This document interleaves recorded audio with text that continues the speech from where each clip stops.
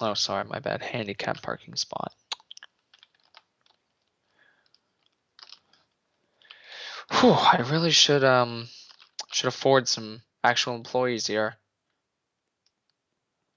All right, up the stairs we go. My office should be good. All right. Haven't used those green screens, eh? Deep breath.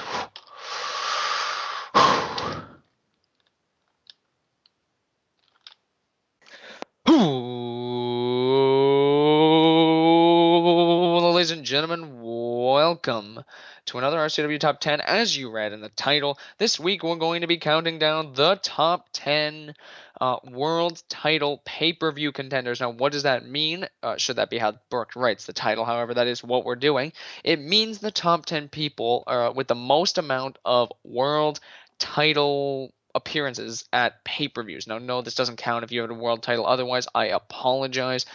But it's strictly at pay-per-views. You get the point, and there is some technicalities, there is some upcomings. So we apologize if this is getting a little complicated. So we will do our best to explain, and no, the deadly games cannot count, unfortunately, so we will continue on. So let's get on to number 10.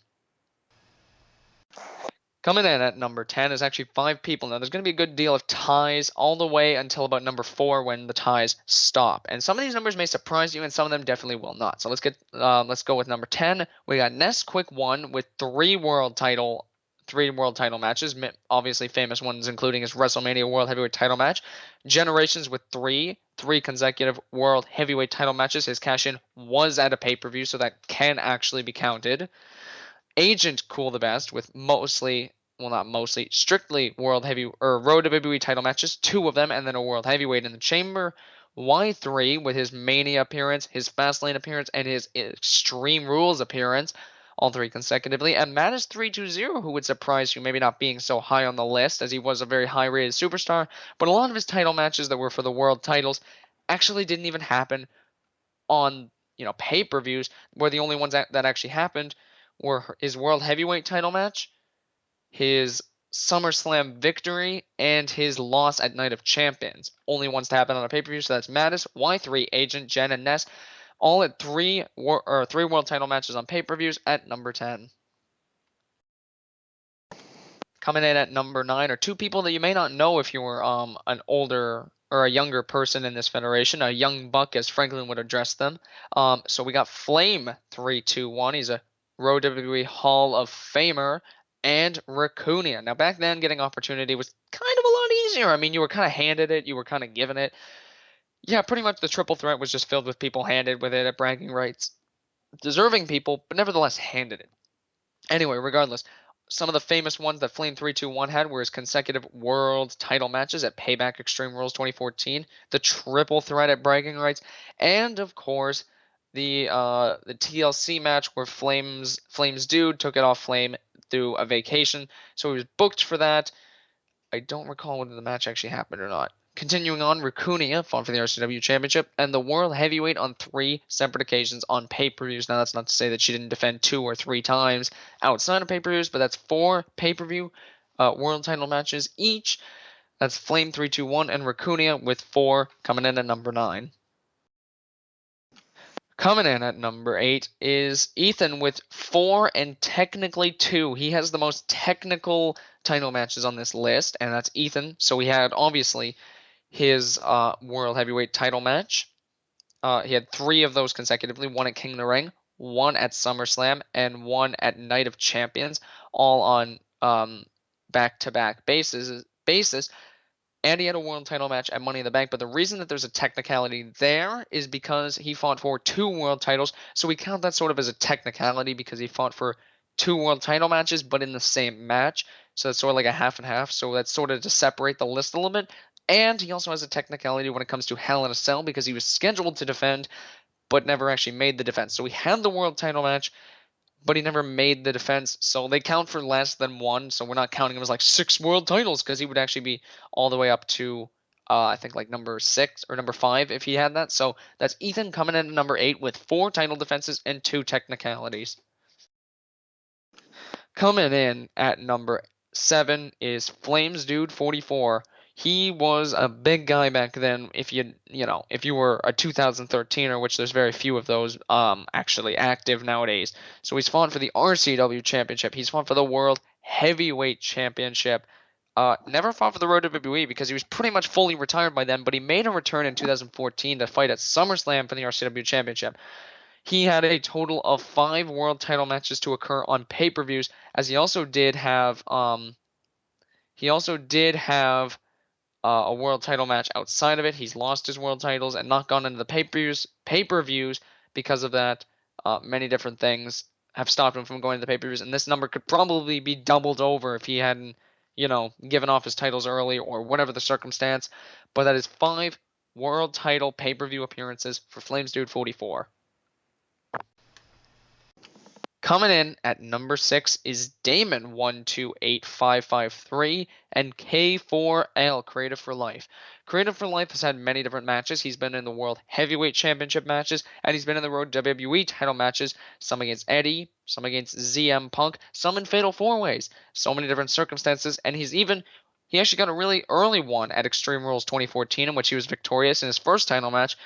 Continuing on, um, but all that, he had 6 world title matches on pay-per-view, as he also did have a controversial one at Fastlane, where it did not take place.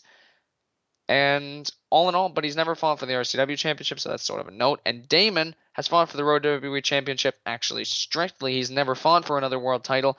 But on a little side note, he has an upcoming one tomorrow at 5 o'clock p.m. EST, 1 hour regular than normal shows. Just as a side note, can't stress that enough. Continuing on, he has a world title match set, his first non-Road WWE title match, and is actually going to be for the World Heavyweight Championship against Rabid the Hurricane. It's going to be exciting. You're not going to want to miss it. Make sure you check it out tomorrow. We'll see if Damon can succeed outside of the Road to WWE title. That's Damon and K4L coming in at number 6. Coming in at number 4, to quote Franklin, we got 4 old bucks here. We got old men born in 1800s or 1764. Very exciting people here. We got Rock the Destroyer. He's fought in Elimination Chambers. He's the only person to ever fight in both Elimination Chambers. He's fought for the R.C.W. Championship on 3 separate occasions, the Road WWE on an occasion, and the World Heavyweight on 3 separate occasions. Not a whole whack of them successful, but definitely enough to make a very good career out of himself. Viper has fought for the R.C.W. Championship and the World Heavyweight Championship on actually 2 very obscure occurrences. Once in the triple threat at Bragging Rights, where he was not the champion and he was not the man who walked out champion, but he was the 3rd man in that triple threat, and he was in the World Heavyweight Elimination Chamber 2014, something that many people kind of don't know.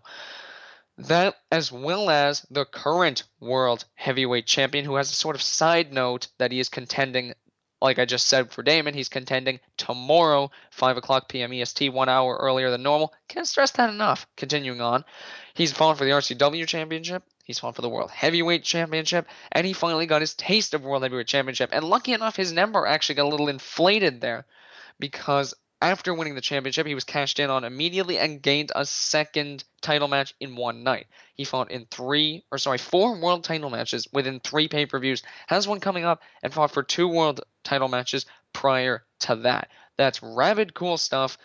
Viper RKO, Rock the Destroyer with 7 defenses each, coming in at number 5. Coming in at number 4, I actually very much congratulate this guy because I didn't know if he'd be this high up, but indeed he is.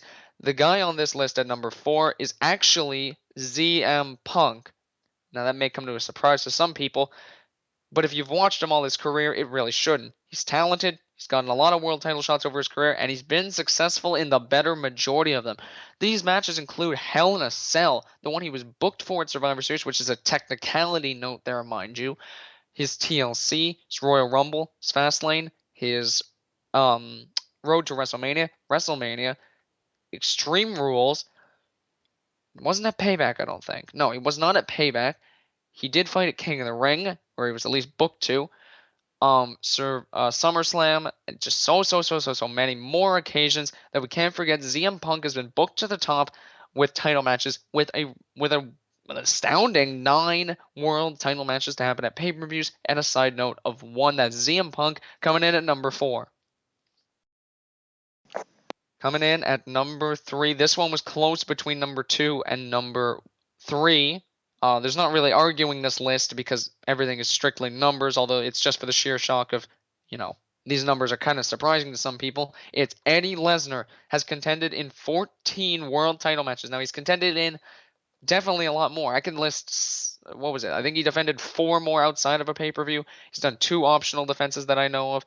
There's been so many more that were outside of pay-per-views, but 14 inside pay-per-views. These count his famous victories at WrestleMania, his famous main event at WrestleMania 2.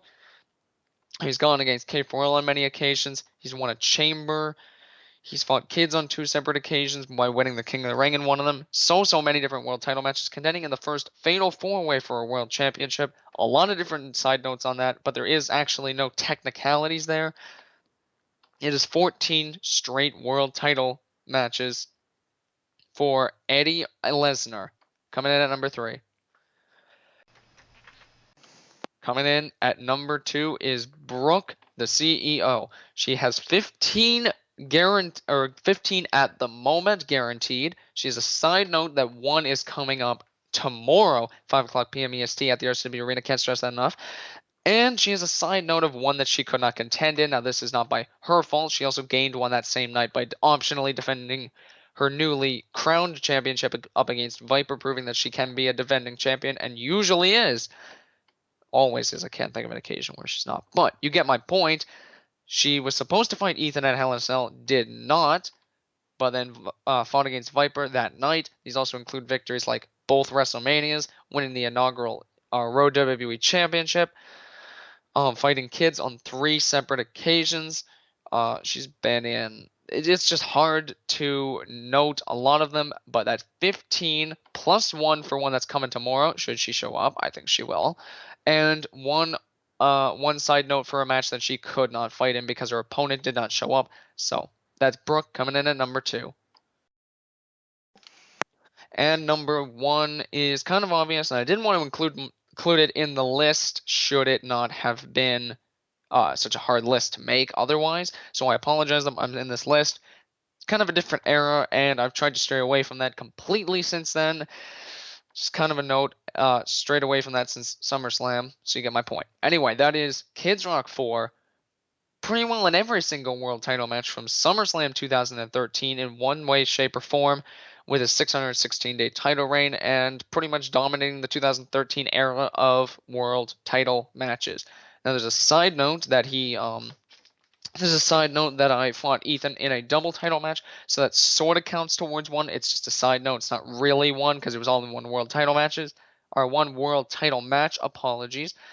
But in grand total, the amount of world title main events that Kidz Rock 4 has been in is 26 plus 1 side note, coming in at number 1. No further need for that. So that's Kidz Rock 4 at number 1 going forward. And this is Kidz Rock 4, who also really needs to be disinfected. I've decided this is a prediction panel now. Definitely do not come anywhere near me. Hi. Alright, welcome to R.C.W's prediction panel. You want to call like Damon, Eddie, Pretty? We could just do a prediction panel right now, actually. No, but seriously, guys, thank you for tuning in to this R.C.W. Top 10. Again, we hope you enjoyed it. If we forgot anyone, we do apologize. You got to remember that not all top 10s are going to be perfect. I really wish they could. Sometimes my knowledge escapes me, but we did try to check everybody on this list. Anyway, and I apologize that I sort of took a lot of breaks. I guess it would be sort of like took a breather for a second, and that my voice sounds really nasally right now. Actually sickly. But it always does, kids. Yeah, really. Okay, shut up. So yeah, it's also because I'm extremely sick because Brooke insisted on touching me incessantly, not incessantly. Incessantly? 2 different words. Anyway, this is Kidz Rock 4, Gandalf the Fabulous. Fuck. Who is approving this message. Same.